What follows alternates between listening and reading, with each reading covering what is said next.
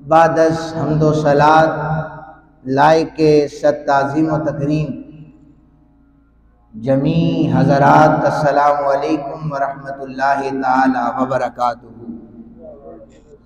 मालिक लम यज़ल का हम पर करोड़ों एहसान है कि उसने हमें एक मर्तबा फिर अपने घर में बैठकर अपने हबीब मुकर्रम सल्लल्लाहु अलैहि वसल्लम का जिक्र करने की तौफीक अता फरमाई है। आज के उन्वान के हवाले से मैं यहाँ पर जो कुछ भी बयान करूँ, मैं दुआ करता हूँ अल्लाह वाहदहू ला शरीक मुझे हक़ और सच बयान करने की तौफीक अता फरमाए। मेरी गुफ्तगू का उन्वान जो है वो इस्लाम के सफ़े अव्वल के दुश्मन यहूदियों के हवाले से है। मैं कुछ तारीख़ी पसे मंज़र, कुछ तारीख़ के हवाले से आप हज़रात के सामने बयान करना चाहता हूँ। तवज्जो से समाअत कीजिएगा। सबसे पहले जो मैंने आयत पाक पढ़ी है उसका सादा सा तर्जुमा ये है, या अय्युहल्लज़ीना आमनू, ए ईमान वालो, ला तत्तखिज़ुल यहूद वन नसारा औलिया, कि यहूद व नसारा को दोस्त ना बनाओ। हमारी पस्ती और हमारी ज़वाल की वजह यही है कि हम जिस जिस चीज़ से कुरान ने मना फरमाया है उसी चीज़ को हम अपनी ज़िंदगी में शामिल कर लेते हैं। अगर इंजील की बात हो तो ईसाई इंजील में रद्दो बदल भी कर चुके हैं, लेकिन वो जो रद्दो बदल करने के बाद उनकी मनपसंद चीज़ें हैं उनसे वो इनराफ नहीं करते। और यहूदी तौरात में जो जो चीज़ मौजूद है उससे वो इनराफ नहीं करते, वो मिन व अन उन पर अमल पैरा होते हैं। लेकिन आज का मुसलमान हमारी रहनुमा किताब जिसे कलामुल्लाह शरीफ कहा जाता है, ये पुकार पुकार कर ऐलान कर रही है, लोगों मेरा दामन थाम लो, कामयाबी तुम्हारा मुकद्दर बन जाएगी। लेकिन आज का ये मुसलमान कुरान पाक का दामन थामने को तैयार नहीं है। अब कुरान ने वाज़े तौर पर फरमाया है कि यहूद व नसारा को दोस्त ना बनाओ। हमारी सारी जो मोहब्बतें हैं, सारी जो यारियां हैं, वो यहूद के साथ हैं, नसारा के साथ हैं। कुरान के वाज़े हुक्म के बाद मैं अब यहूद की अक़साम आप हज़रात के सामने बयान कर रहा हूँ। यहूदियों की 3 अक़साम बयान की गई। एक यहूदी जो हैं ये मजहबी यहूदी हैं, दूसरे जो इसकी किस्म है वो सेकुलरिज्म की तरफ इनका रुझान है, और तीसरे जो यहूद की अक़साम है वो सेहोनी यहूदी हैं। ये 3 अक़साम हैं यहूदियों की।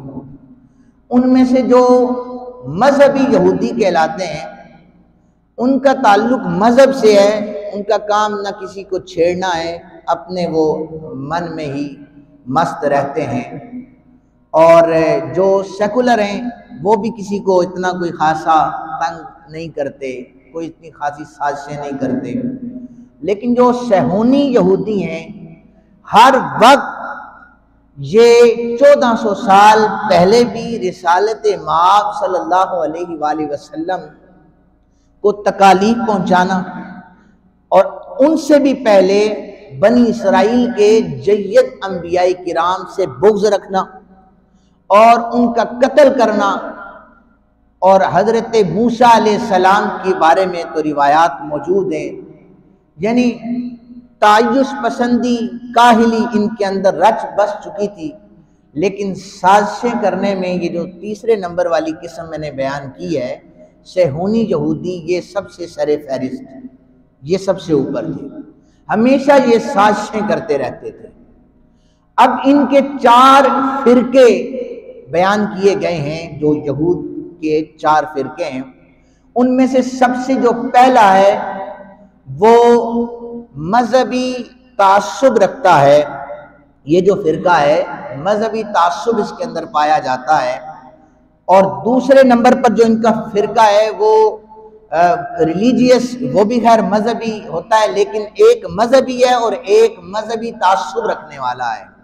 यानी एक को गरज है सिर्फ अपनी इबादत से, लेकिन एक जो तबका है, इसका फिरका है, वो तासुब भी रखता है, दूसरे को बर्दाश्त नहीं करता और हर वक्त वो इशाअत और तबलीग करता है अपने दीन की कि वो नाफिज हो जाए।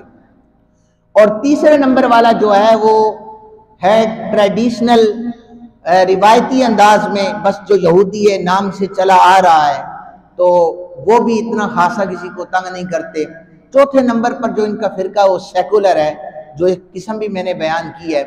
लेकिन जो इनमें सबसे पहला फिरका है वो फिरका मजहबी तासुब रखता है और वो बड़ी तेजी के साथ मुसलमानों की सफ़ों में सरायत कर रहा है। इकबाल ने तर्जुमानी करते हुए कहा था कि ये फाका कश जो मौत से डरता नहीं जरा, रूहे मोहम्मद इनके जिस्म से निकाल दो, इनके बदन से निकाल दो, और फिक्र अरब को देकर फिरंगी तखय्युलात इस्लाम को हिजाज और यमन से निकाल दो। इनकी साजिश इकबाल ने ये अपने शेर में बताई है कि ये रिसालत माब सल्लल्लाहु अलैहि वसल्लम की सुन्नत से, उनके तरीका कार से हर वक्त कोशिश में लगे रहते हैं कि लोग इनसे दूर हो जाएं। इनकी फिका की किताब है जिसका नाम है तालमूद। क्या नाम है? तालमूद इनकी फिका की किताब है। अब इनका जो बुनियादी उसमें मकसद बयान किया गया है वो ये कहते हैं कि इंसानों की लिस्ट में शुमार जिनका होता है वो सिर्फ यहूदी कहलाते हैं। ये क्या कहते हैं? इंसान कौन है? सिर्फ यहूदी हैं। जो बाकी जितने भी मज़ाहिब पर अमल करने वाले हैं ये कहते हैं ये इंसान नुमा हैवान कहलाते हैं। उन्होंने जानवरों की मिसालें तक दी, कुत्ते के साथ मिलाया इंसान को, मुख्तलिफ किस्म के जानवरों के साथ मिलाया। वो कहते हैं अगर इस कायनात हस्तो बूद में कोई इंसान मौजूद है तो वो सिर्फ यहूदी है, वो सिर्फ यहूदी है जिसे इंसान कहते हैं। उनका मकसद ये है कि इंसान जो है हैवान नुमा चीज़ है, और मकसद इनका ये है कि शर्म हया जो है इंसानों के अंदर से ख़त्म कर दी जाए। याद रखें कि यहूदी जो हैं ये खुद शर्म हया का ख्याल रखते हैं, लेकिन मुसलमानों के अंदर इन्होंने मीडिया के ज़रिए ऐसी ऐसी वेबसाइट्स नौजवानों के लिए और नौजवान लड़कियों के लिए बना दिए जिससे हमारी नौजवान नस्ल भी तबाह हो रही है और हमारा मुस्तकबिल भी सारा तबाह हो रहा है। ये इनकी एक साजिश है जो मैंने पहले बयान किया था इकबाल के शेर में कि इस्लाम को हिजाज और यमन से निकाल दो। ये इनकी बेसिक साजिश है। ये यहूदी जो हैं ये अल्लाह ताला को भी मानते हैं और यौम आखिरत पर भी इनका ईमान है। यहूदियों का यौम आखिरत पर भी ईमान है। तमाम अंबिया को ये तस्लीम ज़रूर करते हैं कि ये अल्लाह के नबी हैं, अल्लाह का पैगाम लेके आए हैं, लेकिन उनको नहीं मानते थे। उनकी बातें जो थी वो तस्लीम करते थे कि ये सच कह रहे हैं। जैसे हज़रत मूसा अलैहिस्सलाम ने जब इन्होंने उनकी नाफरमानी की तो आसमान से अजाब नाजिल हुआ। इतना इन्हें पता था कि ये अल्लाह के बरगुज़ीदा बंदे हैं और इन्होंने हाथ उठा दिए तो हमारा बेड़ा गर्क हो जाएगा। और इसी चीज़ को वो मद्देनजर रखते हुए यहूदी आज भी इस वक्त भी जब सजदा करता है उसकी एक आंख आसमान की तरफ होती है, एक ज़मीन की तरफ होती है। ये यहूदियों की जो आज की भी इबादत है उनकी एक आंख ज़मीन की तरफ और एक आसमान की तरफ होती है। वो देखते रहते हैं, उन्हें अब भी डर और खौफ महसूस होता है कि कहीं आसमान से अजाब नाजिल ना हो जाए। पत्थरों की भी बरसात उन पर हुई है, हवाओं के जरिए से उनके महल्लात को तबाह किया गया है। ये सारी चीजें उन्हें पता तो हैं और उन पर ये यकीन रखते हैं, लेकिन मानने के लिए तैयार नहीं है। डर और खौफ की वजह से अब भी उनकी इबादत का ये सिलसिला इसी तरह मौजूद है। खानदानी निज़ाम यहूदियों के नज़दीक ये बेबुनियाद है। इसे जड़ से उखेड़ने का काम ये जो मजहबी तासुब पर मबनी इनकी किस्म है ये खानदानी निज़ाम को तबाह व बर्बाद कर चुके हैं। हमारे घरों में हमारी जितने भी ये सोशल मीडिया के जरिए, प्रिंट मीडिया के जरिए जितनी भी साजिशें इस दौर में हो रही हैं कि बाप को बेटे से जुदा किया जा रहा है और हमारी बच्चियों को सेकुलरिज्म की तरफ धकेला जा रहा है और जो मॉडर्न लाइफ गुजारने के तौर तरीके बताए जा रहे हैं, ये यहूदियों की एक सबसे बड़ी साजिश है। हजरत ईसा अलैहिस्सलाम के बारे में इनका अकीदा बड़ा ख़राब है। हमारा अकीदा ये है कि हजरत ईसा अलैहिस्सलाम बिन बाप के पैदा हुए हैं। ये वहदहु ला शरीक का काम है, ये उसका कानून है। वो जब चाहे, जिसे चाहे, जहाँ चाहे पैदा फरमा सकता है। ये जो यहूदी हैं ये हजरत मरियम पर तोहमत लगाते हैं कि ये झूठ है, कुरान में जो लिखा हुआ है ऐसी कोई हकीकत नहीं है। अस्तगफिरुल्लाह, इन्होंने हजरत मरियम पर भी तोहमत लगाई हुई है। ये हजरत ईसा के दुश्मन है, ईसाइयों के भी दुश्मन है। हजरत ईसा की वालिदा पर इन्होंने तोहमत लगाई हुई है। और सबसे बढ़कर ये जो यहूदी हैं ये हजरत जिब्रील अलैहिस्सलाम के दुश्मन हैं। इनकी किताबों में क्या लिखा है कि हम हजरत जिब्रील के भी दुश्मन हैं, जिब्रील को ये नहीं मानते। अब हजरत जिब्रील अलैहिस्सलाम को ये क्यों नहीं मानते? क्योंकि ये पाक नबी सल्लल्लाहु अलैहि वसल्लम के सामने आकर जब सवाल किया करते थे ना, जैसे इन्होंने सवाल किया वयसअलूनका अन ज़िल करनैन, या आयात में मौजूद है रूह के बारे में इन्होंने सवाल किया, तो अल्लाह ताला जो हुजूर से सवाल होता था जिब्रील अमी को भेज देता था, जाओ जिब्रील मेरे नबी को जाकर ये बताओ, इन यहूदियों को हुजूर जवाब इरशाद फरमा देंगे। अब इन्हें यह भी पता था कि जिब्रील ने आकर हुजूर को बता दिया है, इसलिए कहते थे सवाल हम नबी से करते हैं, आसमान से जिब्रील आके सारा कुछ बता देता है। गैब की खबर जिब्रील ही तो अल्लाह वहदहु ला शरीक से लाकर हुजूर को दिया करते थे।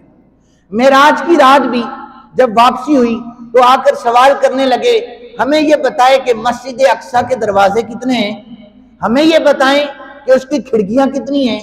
अब एक बंदा नमाज पढ़ने आता है, वो न खिड़कियां गिनता है, न पंखे गिनता है, न बल्ब गिनता है, लेकिन इनका सवाल जब होता था तो वहदहु ला शरीक मस्जिद अक्सा को उठाकर हमारे नबी के सामने रख देता था, देखते जाओ और इनके जवाब इरशाद फरमाते जाओ।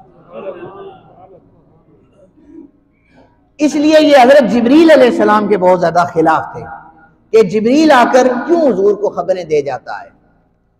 उसके बाद इनकी जो फसलों का मामला था वो बड़ा उरूज पर होता था और ये हजरत मीकाईल अलैहिस्सलाम की बड़ी तारीफें करते थे, क्योंकि उनकी ड्यूटी बारिशों पर होती थी। तो यहूदी आज भी हजरत मीकाईल अलैहिस्सलाम को मानते हैं अच्छे तरीके से कि ये हमारे लिए बहुत फायदेमंद है। 3 कबाइल मदीना शरीफ के करीब तरीन ये रहा करते थे। 3 कबाइल थे, एक कबीले का नाम बनु कैनका था, एक कबीले का नाम बनु नजीर था और तीसरे कबीले का नाम बनु कुरैजा था। गज़वाए बदर 313 मुसलमानों पर मुश्तमिल जब ये काफिला इस्लाम की सरबुलंदी के लिए निकला तो आका करीम सल्लल्लाहु अलैहि वसल्लम ने बताया ये मुनाफिकीन है जो हमारे साथ शरीक नहीं हुए। तो गज़वाए बदर में बनु कैनका जो था इसे आका करीम सल्लल्लाहु अलैहि वसल्लम ने तबाह बर्बाद कर मदीने से निकाल दिया था, यानी इस कबीले वालों को निकाल दिया था। उस कबीले के लोग मुसलमान तो हुए थे लेकिन फरमाया था कि जो यहूद हैं ये यहाँ से निकल जाएं।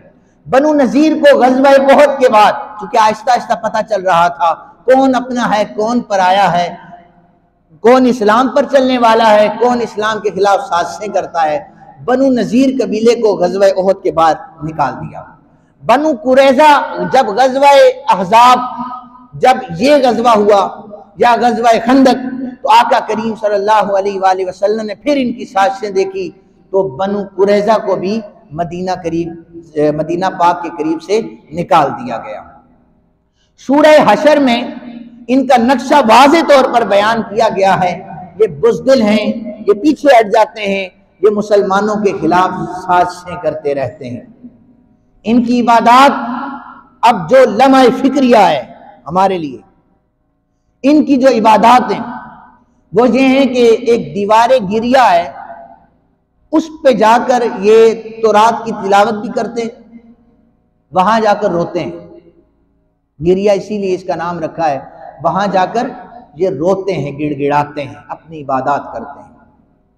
वहां इनकी शादियां भी वहीं पर होती हैं। अच्छा, यहां पर जो मैं समझाना चाहता हूं, यहूदियों की जो शादियां हैं उनकी इबादत गाह दीवारे गिरिया पर होती हैं। आप अगर आज तक तारीख का मुताला करें या कुर्ब जवार में अकलियतों को देखें तो ईसाई जो हैं उनकी जब भी शादी होती है वो चर्च में करते हैं शादी। और हमारे मुसलमान नबी पाक सल्लल्लाहु अलैहि वसल्लम की वाज़ेह हदीस पाक मौजूद है। सय्यदा आयशा रज़ियल्लाहु ताला अन्हा इस हदीस पाक की रावी है कि निकाह का ऐलान करो और निकाह मस्जिद में किया जाए। अब मुसलमान अपने ऊपर जरा नजर दौड़ाएं, थोड़ी नहीं पूरी नजर दौड़ाएं। यहूदियों की शादियां निकाह अपनी इबादतगाह में, ईसाइयों की शादियां निकाह अपनी इबादतगाह में, और हम मुसलमानों को न मार्कियां मिलती हैं, स्टैंडर्ड हम देखने के लिए बड़े से बड़ा होटल ढूंढ लेते हैं और उसमें बहुत खर्चा भी कर देते हैं। लेकिन इस्लाम से दूरी हमारी इतनी हो चुकी है कि अगर खज्जल करना है तो निकाह पढ़ाने वाले एक आलिम दीन को फुल खज्जल करना है। वहां पर टाइम 2 बजे का देकर 4 बजे वहां पर जनाब बारात तशरीफ ला रही होती है और उन्हें यह नहीं पता होता कि एक आलिम दीन जो आपकी वजह से आया है निकाह पढ़ाने के लिए, वो बैठा हुआ है जनाब हाल में और इंतजार कर रहा है। ये ख्यालात मुसलमानों को इसलिए नहीं है कि मुसलमान आज का जो है ये इस्लाम से दूर हो चुका है। इसको अपनी सारी रस्म और रिवाज जो यहूदो नसारा या काफिरों की गड़ी हुई है उनका ख्याल तो है, लेकिन अगर इसे ख्याल नहीं है तो जो कुरान ने बयान किया है, जो हदीस ने बयान किया है, उसका ख्याल नहीं। जब हमारे अंदर से ये इस्लाम का अदब, एहतराम, उलमा का अदब निकल गया, हम मुआशी तंगी का शिकार हो गए। हमारी मईशत को अल्लाह ने तबाह और बर्बाद कर दिया। उसकी वजह यह है कि इस्लाम से हम दूर हो चुके हैं। इकबाल ने कहा था कि वजह में तुम हो नसारा तो तमद्दुन में हुनूद। तुमने हुनूद का तमद्दुन अपनाया, नसारा की वजह कता अपना ली। फरमाया कि ये वो मुसलमान हैं जिन्हें देखकर शर्माए यहूद। कौन सी हमारे पास गारंटी है, अथेंटिसिटी कौन सी है? हम मुसलमान हैं, किसको पेश करेंगे? कहां पर है हमारा किरदार, कहां पर है हमारा अखलाक, किस चीज को हम पेश करना चाहते हैं? वो तौरात में रद्दो बदल करने के बाद भी तौरात को छोड़ते नहीं है, इंजील में रद्दो बदल करने के बाद भी इंजील को छोड़ते नहीं है। और हमारा मुस्तफा करीम सल्लल्लाहु अलैहि वसल्लम के कल्बे अतहर पर नाजिल होने वाला लारेब कलाम जो क़यामत वाले दिन भी हमारी लखपाली करेगा, हमने उसे पकड़कर अलमारियों की जीनत बना दिया है। कितने लोग हैं जो सुबह को उठकर कुरान की तिलावत करते हैं, कितने लोग हैं जो कुरान को सीखने के लिए आते हैं, कितने लोगों ने कुरान को अगर सीखा है तो इस पर अमल कर रहे हैं। अगर हमारा कोई बाबा बुजुर्ग मर न रहा हो, मदरसे के बच्चे बुलाकर सूरह यासीन पढ़ाई जाती है, नज़ा का आलम है, थोड़ी नरमी हो जाए, रूह निकल जाए अब्बा जी की। और पूरा महीना शादी वाले घर, इंडियन कल्चर, इंडियन रस्म रिवाज और इंडियन गाने चलते रहते हैं। दुल्हन को घर में जब दाखिल किया जाता है, कोई बड़ी माई या बड़ा बाबा आवाज देगा, कुरान पाक ले आओ, दुल्हन के सर पे रखना है ताकि घर में बरकतें हो जाएं। पूरा एक महीना जब इस्लाम की हदों को पायमाल किया जा रहा था, उस वक्त तुम्हें कुरान याद नहीं था। जब इंडियन गाने तुम्हारे घरों में चल रहे थे, इस्लाम याद नहीं था। जब इंडियन कल्चर प्रोमोट किया जा रहा था, इस्लाम याद नहीं था। अब तुम्हें दुल्हन के सर के ऊपर कुरान याद आ गया है। लोगों, ये कुरान सिर्फ नज़ा के आलम में पढ़ने के लिए नहीं आया था, ये कुरान सिर्फ दुल्हन के सर पे रखने के लिए नहीं आया था, ये कुरान सिर्फ जिरगों में सुलह करवाने के लिए नहीं आया था, ये कुरान हमारी लचपाली करने के लिए आया था। साहबा ने कहा हमारी ऊंट की रस्सी गुम हो जाती, कुरान से जाके तलाश किया करते थे। हम बीमार होते, हमें शिफा कुरान से मिला करती थी। अल्लाह ताला हमें कुरान पर चलने की तौफीक अता फरमाए, अमल करने की तौफीक अता फरमाए। अब वक्त कम है तो मैं मजीद इस पर इंशाल्लाह मैं आइंदा जुमे जो हैं वो भी मैं बयान करूंगा। अब देखें, हजरत दाऊद अलैहिस्सलाम से लेकर हजरत मूसा अलैहिस्सलाम तक एक पत्थर है जिस पर अंबियाए किराम की, बनी इसराइल के अंबिया की ताजपोशी हुआ करती थी। वो इंग्लैंड में मौजूद है इस वक्त।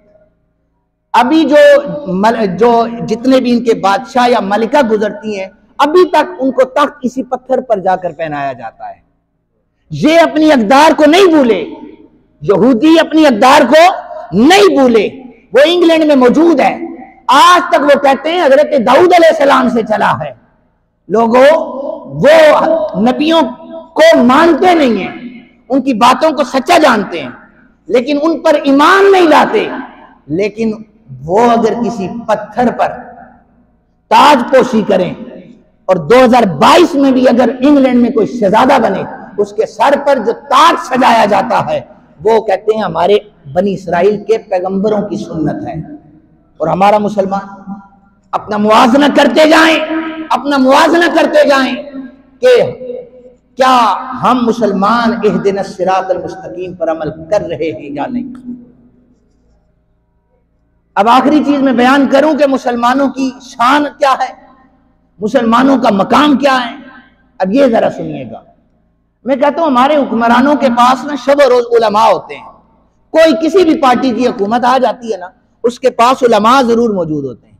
पता नहीं ये कैसे उलमा हैं जो हमारे हुक्मरानों को दीन की जो सही मानों में जिंदगी गुजारने की जो लाइफ स्टाइल है वो क्यों नहीं बयान करते। पता नहीं इनका मफाद क्या है, हुक्मरानों के पास जुड़े रहते हैं, लेकिन जो दीन हमें सिखाता है वो इन्होंने बयान नहीं किया। यरूशलेम जब फतह होने लगा, सुनिएगा जरा अल्लाह ताला ने इस्लाम को कितना मकाम अता फरमाया है। यरूशलेम फतह होने लगा, बैतुल मक़दस, ये लफ्ज बैतुल मक़दस सही लफ्ज है, मुकद्दस भी बोला जाता है, बैतुल मुकद्दस भी कह सकते हैं, बैतुल मक़दस भी कह सकते हैं। जब ये फतह होने लगा तो हजरत अबू उबैदा बिन जर्राह रज़ियल्लाहु ताला अन्हु, आपने कई महीनों तक इसका मुआसरा कर रखा था, कई महीने। तो वहां पर एक फसील लगी हुई थी, तो यहूद के आलिम बड़े दिनों के बाद वहां पर आए, कहने लगे अबू उबैदा तुम अगर क़यामत तक भी यहां पर रुके रहो ना तो तुम हमें हरा नहीं सकते। अब क़यामत का इल्म तो किसी को नहीं है ना, वो कहते हैं क़यामत तक भी हमारा मुआसरा कर रखो, फिर भी तुम हमें हरा नहीं सकते। वो बाहर नहीं आते थे। वहां पर इतना अनाज मौजूद था, इतने खाने पीने की चीजें मौजूद थी। वो कहते थे कि हम खुद काश्त करेंगे, फसलें उगाएंगे, पानी की मिकदार है, हर किस्म का अनाज हमारे पास मौजूद है।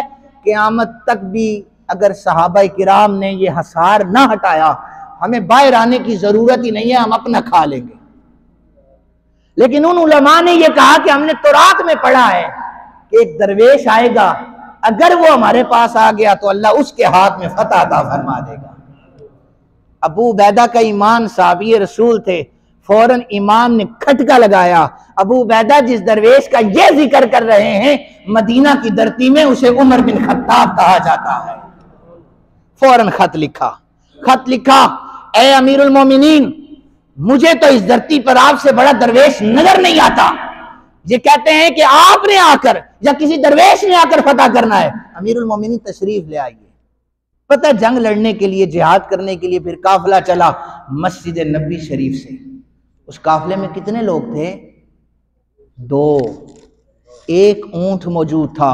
हजरत फारूक आजम के कपड़े फटे हुए थे, पाँव में फटी हुई नालेन पहनी हुई थी, और अपने गुलाम से कहने लगे 700 मील का सफर है, कई महीने लग जाने हैं, रेगिस्तानों से गुजरना है, हवाओं का सामना करना है, तूफानों का सामना करना है। ऊंट पर हम बारी बारी बैठते रहेंगे, कुछ देर तू बैठ लेना, कुछ देर मैं बैठ लूंगा, बारी बारी बैठेंगे। यरूशलेम के करीब जब पहुंचे ना, तो अब गुलाम की बारी थी। हजरत फारूक आजम उतरे, गुलाम से फरमाया सवार हो जा, इस पर सवार हो जा। कहने लगा अमीरुल मोमिनीन क्या करते हैं आप, सामने हमारा इस्तकबाल होने लगा है, आज यरूशलेम फतह होने लगा है, और आप ऊपर बैठे ना, सवारी के एक प्रोटोकॉल है। आपने फरमाया नहीं, जो बात तय हुई थी ना कि सवारी पर बारी बारी बैठेंगे, तो अब बारी तुम्हारी है, तुम ही सवारी पर बैठोगे। अच्छा, यहूद के उलमा ने ये कहा था कि जब तुम्हारा वो दरवेश बादशाह आएगा ना, उसके पाँव में फटे हुए जूते होंगे, कपड़े फटे हुए होंगे और जूतों पर मट्टी भी लगी हुई होगी। वो अगर आ गया और वो सवारी पर नहीं आएगा, यरूशलेम फतह हो जाएगा।